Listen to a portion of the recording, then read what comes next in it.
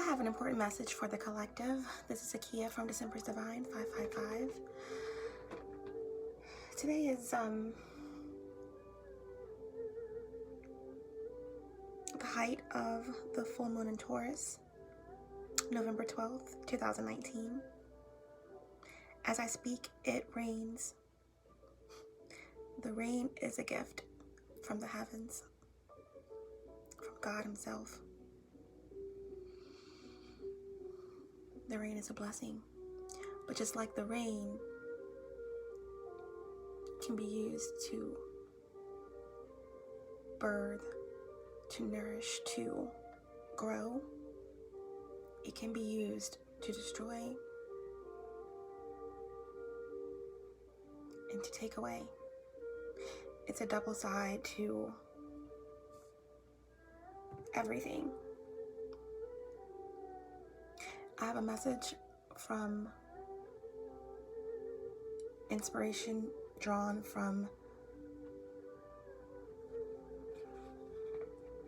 the Old Testament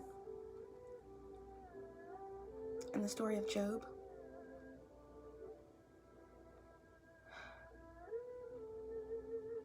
There were many who preached to Job during his time of adversity, during his time of judgment, during his time of pain and suffering.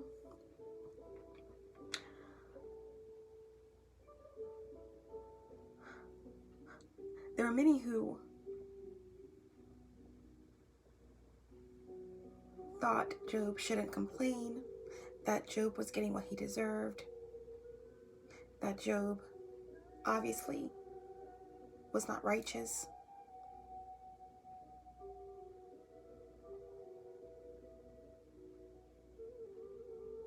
That somehow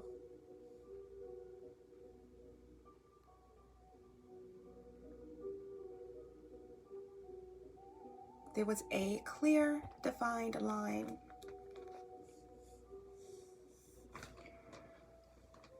differentiating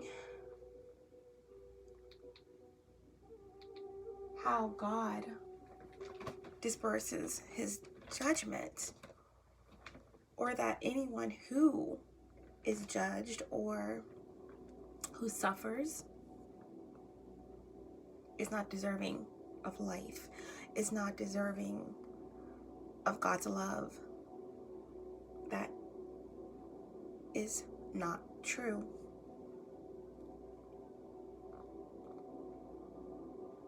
The righteous does suffer adversity, and that's where religion gets tricky, or those who judge others by their works or by their actions. God, in my opinion, sees the heart, addresses the heart over actions.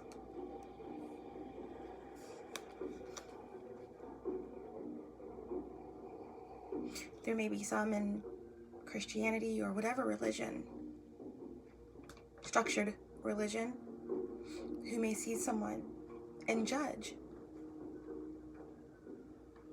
how they look, how they dress, their acts, or put themselves before someone because they have outwardly given or professed acts toward their hearts. But really, it's hypocrisy.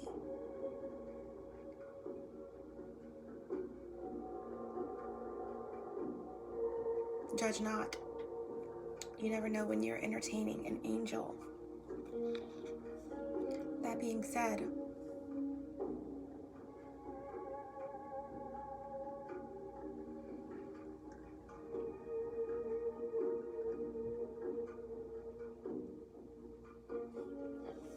what is in the heart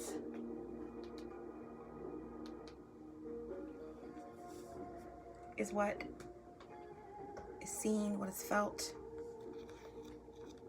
and what is judged. Now, some chastised Job for questioning God, for crying out, called him prideful, said that God obviously is punishing you for something you didn't do, for not fearing him, for this, for that. Take the judgment, deal with it.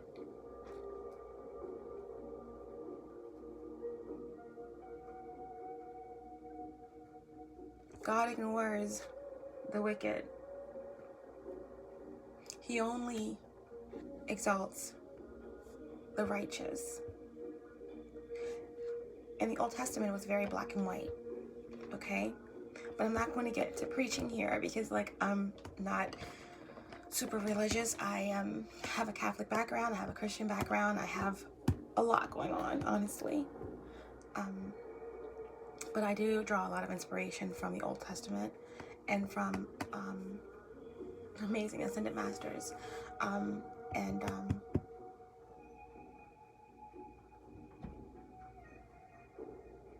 inspiration from the Bible, okay? The wisdom is remarkable. So that being said, I just want to touch on this idea of a judgment, this idea of righteousness, this idea of splitting of a coin. The rain can be used as a blessing, as growth and prosperity.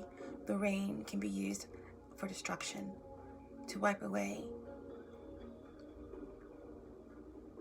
to cause extinction. And in that, I just feel inspired because all of these righteous people were questioning Job and were twisting his words and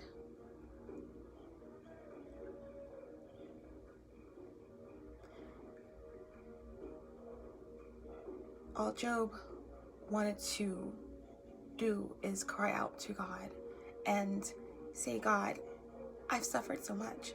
I respect you. I love you. I wasn't perfect. Why am I suffering so? This is a very, very blessed message. 5-5 was just on the clock. That's divine change. That is tower moment. That is an epiphany. That is something amazing about to happen. Some clarity coming through. This is truth. This is change. This is growth. The end of a cycle. Okay. So Job wanted to understand his suffering. He was not questioning God. He respected God.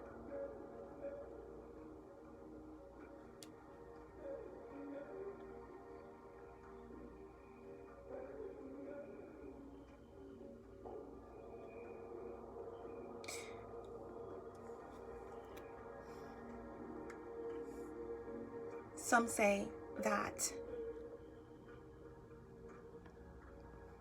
only the wicked are judged and only the wicked are thrown in adversity, trials and tribulations. But that is untrue. The righteous does suffer adversity.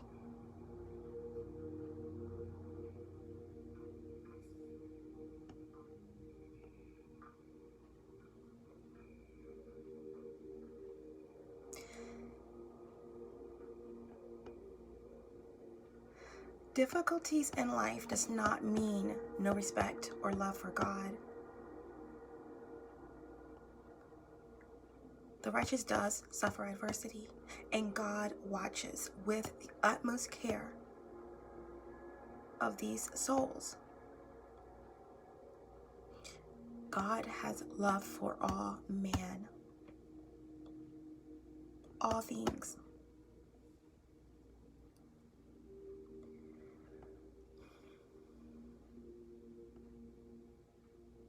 But everyone has free will. And there are tests that are inevitable to help us grow. Some are chosen.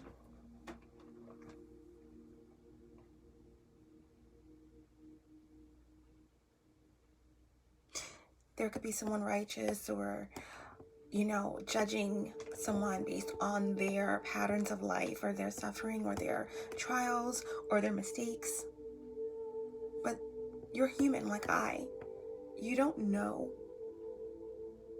my soul, how many lives I've lived, what I came into this existence holding, what debts, what karma. But God knows all.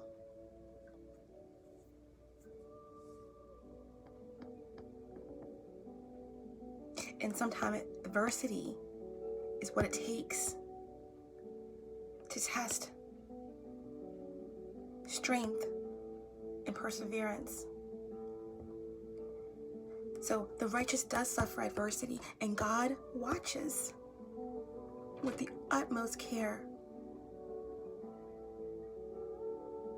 and offers every possible effort to help by the means of that soul to reform. And that, in my opinion, is what a dark night of the soul is.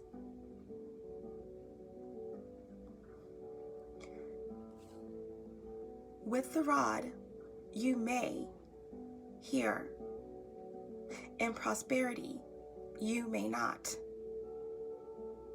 With the rod, you may hear. In prosperity, you may not.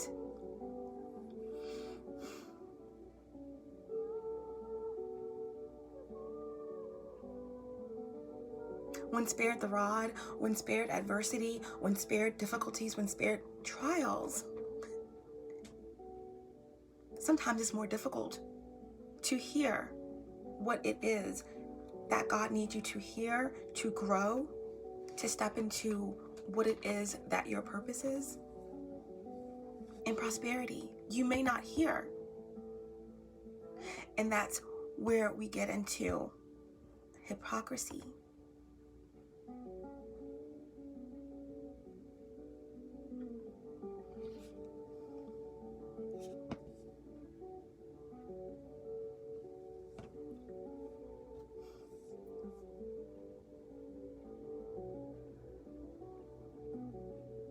When we can't seem to overcome these tests, sometimes that's the test. That's the difference between which path you take. Some choose the wicked, some choose the wrong path. And in some, the soul dies in youth. The soul is sapped. And some are lost among the unclean. And that's why some say the good die young. Some say hypocrites. Some say hypocrites live to be very old. Because the soul is already gone. Earthbound.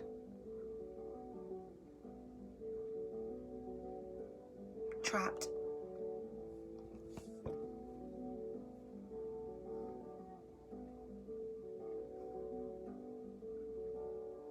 With the rod you may not hear. With the rod you may hear. In prosperity you may not. So while those judge and look on at your obstacles and how you may even in your obstacles, in your adversity, just like Job, wonder Why? Why? No matter what I try, why does it seem so hard? Just don't give up. Do not give up. Do not let others tell you what your trials are for, or what these trials make you or make your heart.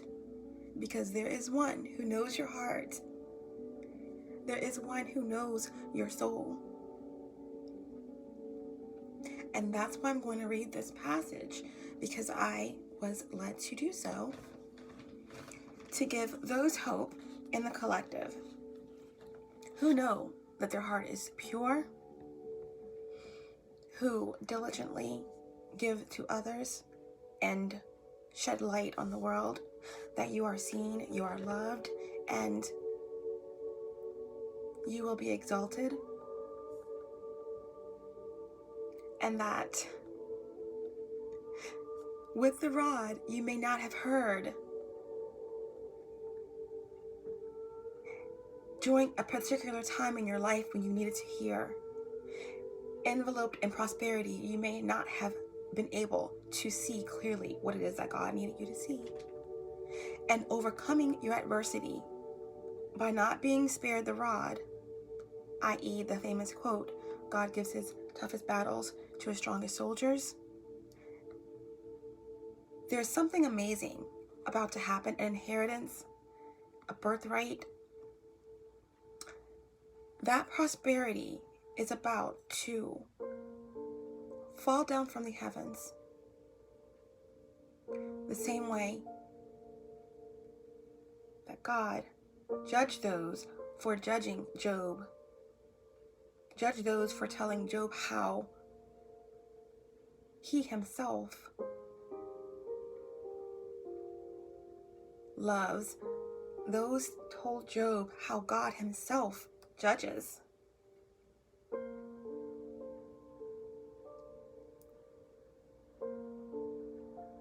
God rewarded Job for his strength, for his perseverance, and also for him coming directly to God, for asking questions, for knowing that he, despite his challenges, in his adversity, still had fear and respect for God.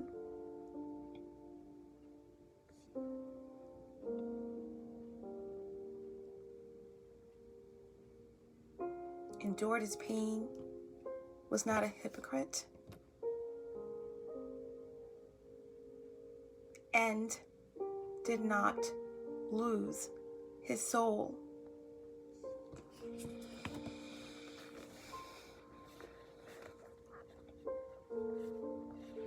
These people questioned Job and chastised Job. Do you think it is just when you say, I'm righteous before God?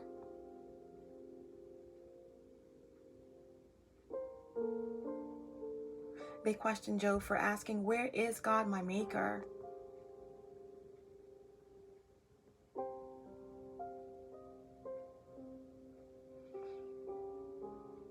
They chastised Job for crying out to God, asking, where are you?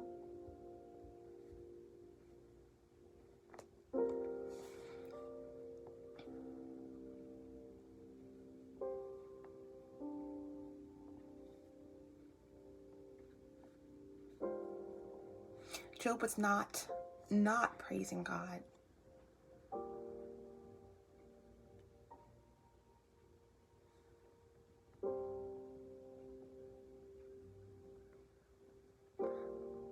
Job was calling out to God out of respect, just wanting to know, how much longer must I suffer?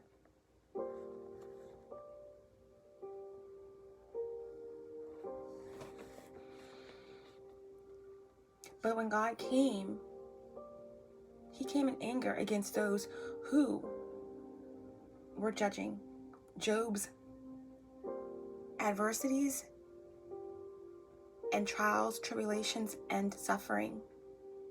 God came down and judged those who spoke on his behalf, on how he judges, and who he chooses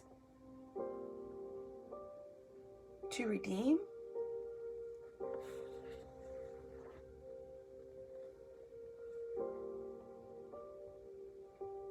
So the Lord, in Job 38,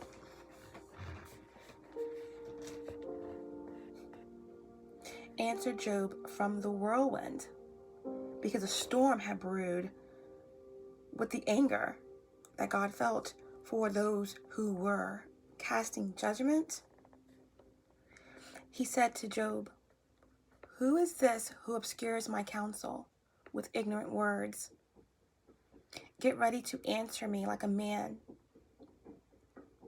When I question you, you will inform me. Where were you when I established the earth? Tell me, if you have understanding, who fixed its dimensions? Certainly you know. Who stretched a measuring line across it? What supports its foundations? Or who laid its cornerstone while the morning stars sang together and all the sons of God shouted for joy? Who enclosed the sea behind doors when it burst from the womb, when I made the clouds its garment and thick darkness its blanket, when I determined its boundaries and put its bars and doors in place, when I declared, you may come this far, but no farther. Your proud waves stopped here. Have you ever in your life commanded the morning or assigned the dawn its place? Or it may seize the edges of the earth and shake the wicked out of it? The earth is changed as clay is sealed by seal. The earth is changed as clay is by seal. Its heels stand out like the folds of a garment. Light is withheld from the wicked, and the arm raised in violence is broken. Have you traveled to the source of the seas, or walked in the depth of oceans? Have the gates of death been revealed to you? Have you seen the gates of deep darkness? Have you comprehended the extent of the earth? Tell me, if you know all this, where is the road to the home of light? Do you know where the darkness lives, so you can lead it back to its border?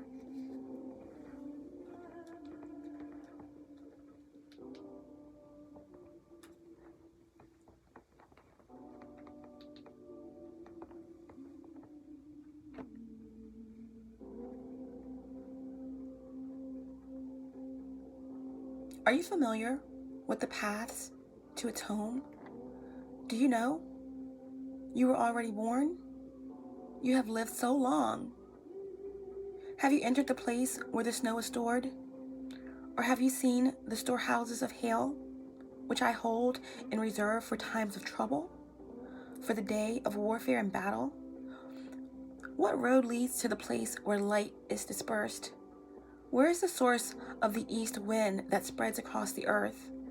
Who cuts a channel for the flooding rain, or clears the way for lightning, to bring rain on an uninhabited land, on a desert with no human life, to satisfy the parched wasteland and cause the grass to sprout? Does the rain have a father? Who fathered the drops of dew? Whose womb did the ice come from? Who gave birth to the frost of heaven? When water becomes as hard as stone, and the surface of the watery depths is frozen, can you fasten the chains of the Pleiades, or loosen the belt of Orion? Can you bring out the constellations in their season, and lead the bear and her cubs? Do you know the law of heaven? Can you impose its authority on earth? Can you command the clouds so that a flood of water covers you? Can you send out lightning bolts and they go?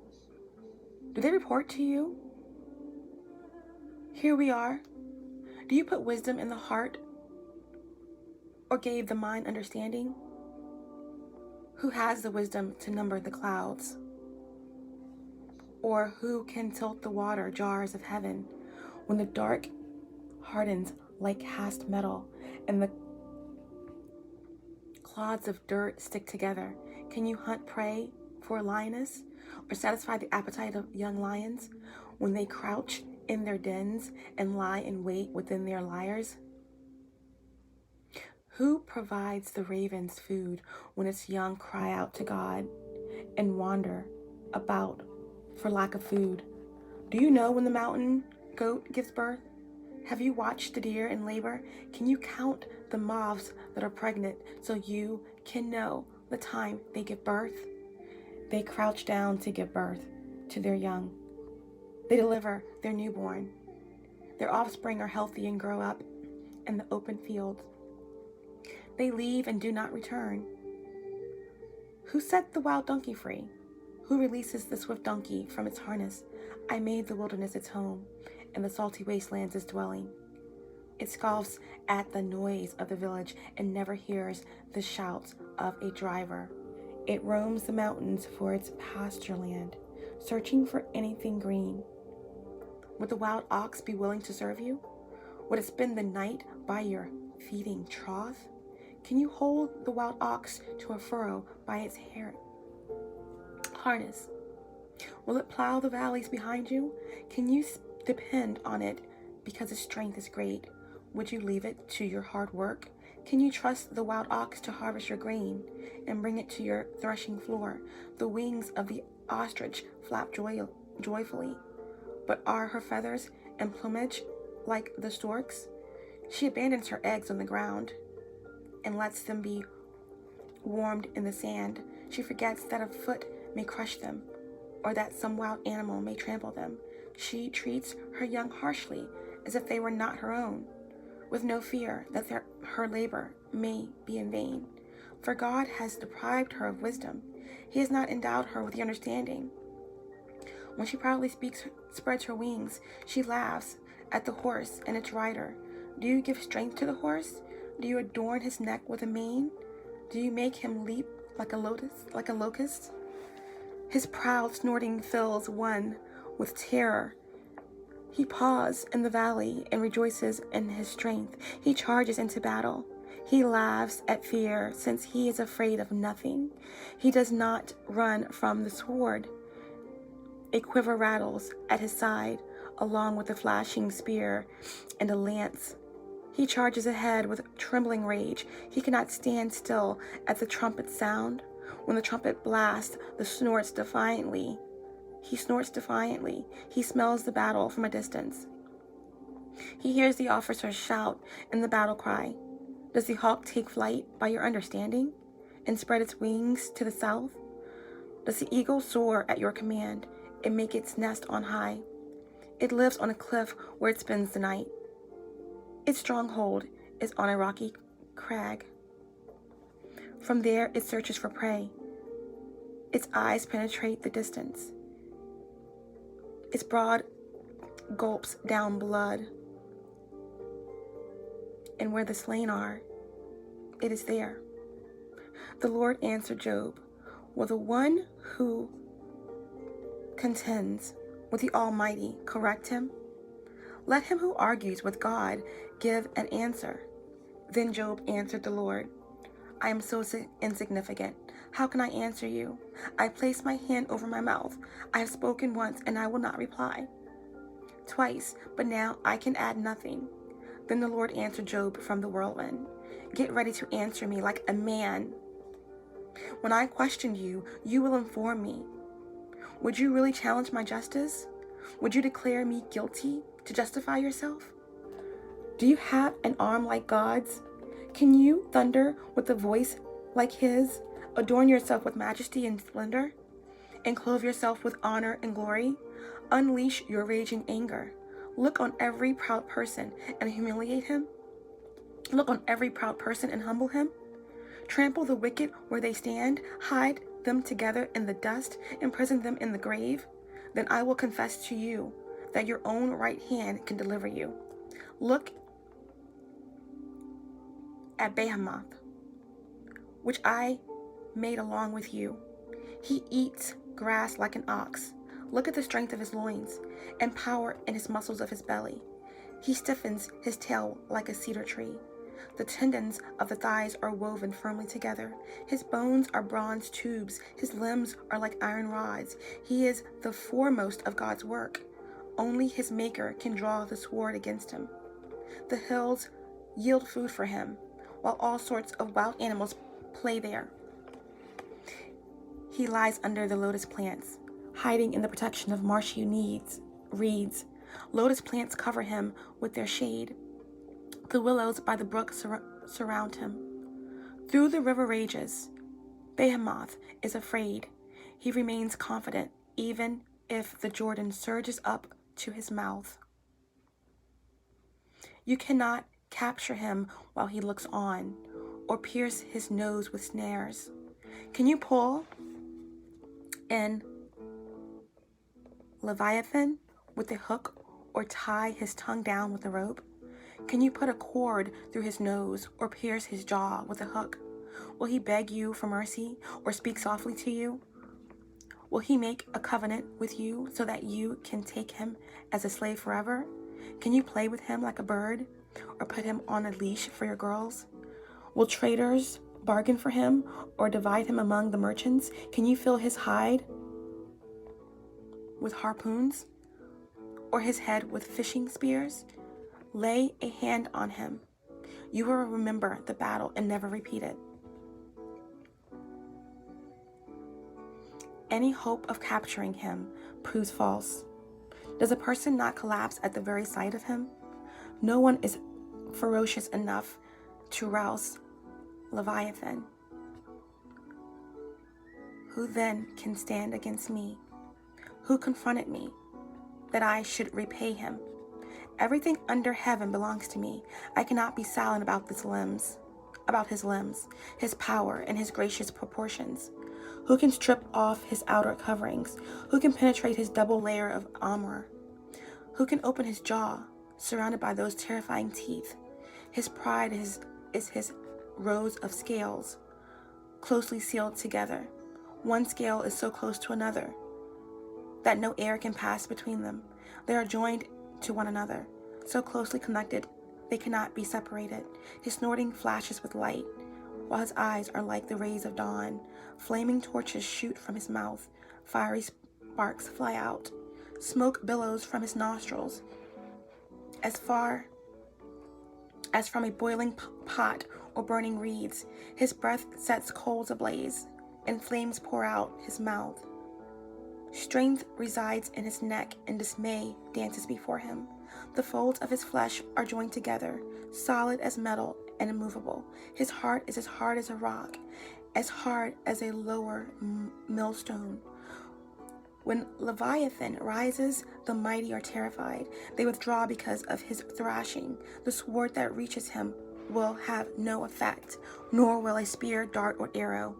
He regards iron as straw, and bronze as a rotten wood. No arrow can make him flee. Sling stones become like stubble to him. A club is regarded as stubble, and he laughs at the sound of a javelin. He understands all jagged pot shreds, spreading the mud like a threshing sledge. He makes the depths seethe like a cauldron. He makes the sea like an ointment jar. He leaves a shining wick behind him. He would like the deep had gray hair. He has no equal on earth, a creature devoid of fear. He surveys everything that is haughty. He is king over all proud beasts. Then Job replied to the Lord, I know that you can do anything, and no plan of yours can be thwarted. You asked, who is this who conceals my counsel with ignorance? Surely I spoke about things I did not understand, things too wonderful for me to know. You said, listen now, and I will speak. When I questioned you, will inform me. I had heard rumors about you, but now my eyes have seen you. Therefore I take back my words and repent in dust and ashes. After the Lord had finished speaking to Job, he said to those who judged Job, I am angry with you and your 2 friends, for you have not spoken the truth about me, as my servant Job has. Now take 7 bulls and 7 rams, go to my servant Job and offer a burnt offering for yourself. Then my servant Job will pray for you. I will surely accept his prayer and not deal with you as your folly deserves, for you have not spoken the truth about me, and my servant Job has. Then those who judged Job went and did as the Lord had told them, and the Lord accepted Job's prayers over them. After Job had prayed for his friends, the Lord restored his prosperity and doubled his previous possessions. All his brothers and sisters, former acquaintances, came to his house and dined with him in his house. They sympathized with him and comforted him concerning all the adversity the Lord had brought on him. Each one gave him gifts and a gold earring. So the Lord blessed the last part of Job's life more than the first. He owned 14,000 sheep, 6,000 camel, 1,000 yoke of oxen, and 1,000 female donkeys. He also had 7 sons and 3 daughters. He named his daughter Jeremiah, his second Keziah, and his third Karen, Kapush. No woman as beautiful as Job's daughters could be found all over the land, and their father granted them an inheritance with their brothers. Job lived 140 years after this and saw his children and their children to the 4th generation.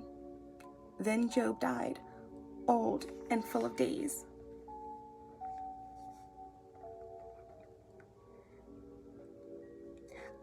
And that's all that I have for you guys. If you stuck with me through all of that, bless you. But I was pushed to deliver every single word as such. And I just want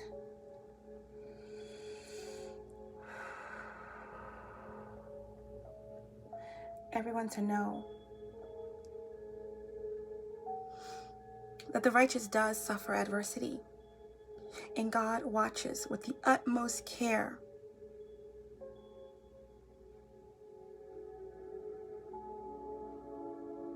and offers every possibility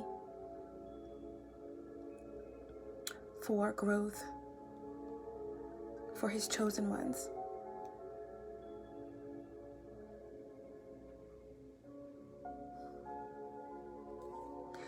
With the rod you may hear, in prosperity you may not. Stay strong, stay faithful, stay true. You are protected. Let others judge what they do not understand.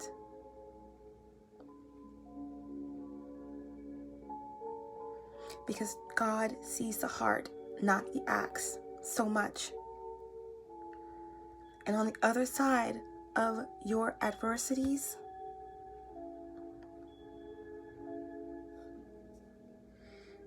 is where you will find the prosperity, your birthright, your inheritance that you always deserved, but that you just weren't ready for because you would not have heard your specific design for your purpose.